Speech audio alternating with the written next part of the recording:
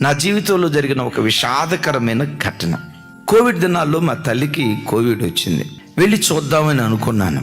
అప్పట్లో ఈ ప్రయాణ సదుపాయాలు లేక వెళ్ళి చూడలేకపోయాను. ఆ తల్లి దగ్గరికి వెళ్దామని 9 నెలల పాటు కొన్ని పరిస్థితులను బట్టి కాలయాపన జరిగింది.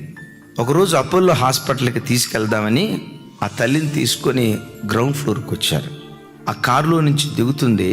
నన్ను చూడటంతో ఇట్లా 2 చేతులు జోడించి అది ఒక బేలగా ముఖం పెట్టింది. ఇప్పుడు నాకు అర్థమవుతుంది, ఆ ముఖం చూస్తే ఇదే నా చివరి చూపయ్యా, నేను ఇంకోసారి చూడలేనయ్యా అన్నట్లుగా నాకు ఇప్పుడు అనిపిస్తుంది.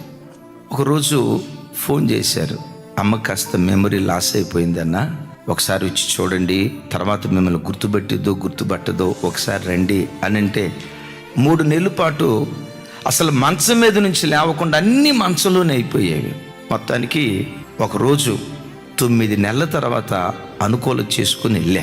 పాపం పిచ్చి తల్లి ఇట్లాగే చూస్తుంది. జ్ఞాపక శక్తి కోల్పోయింది. నేను చూసి, అమ్మా ప్రైజ్లాడమ్మా అన్నా. అమ్మా నేను ఎవరినమ్మా అన్నా. చూశాంది, ఏమన్నయ్యా నువ్వెవరు నాకేం తెలుసయ్యా అంది. ఆ మాట అంటంతో అసలు నేను రాకుండా ఉంటే పోయేది కదా, గుండె ఎట్లా పెండబడినట్టు అయిపోయింది.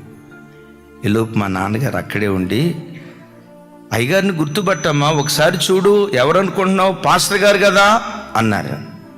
చూసి, అమ్మా నేను ఎవరినమ్మా అన్నా. నువ్వు పాస్టర్ గారు వంట కదయ్యా, పాస్టర్ గారు వంట కదా అంది. ఇంకొంచెం బాధ అనిపించి, అమ్మా నేను పాస్టర్ గారిని కానీ నీకేమవుతానమ్మా అన్నా. నువ్వు నాకేమవుతావయ్యా, నాకేం కావంది.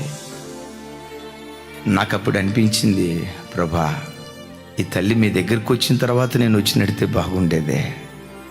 ఆ తర్వాత నేను ఇంటికి వచ్చి ఫైతంకి వచ్చి నేను తన కొడుకుని అని గుర్తుపట్టేటట్లుగా కొంచెం జ్ఞాపక శక్తి ప్రభా, ఒక్కరోజు నా దగ్గర పెట్టుకుంటా, ఇంతకు మించి నేను అడగను ప్రభు అని ఏడ్చా.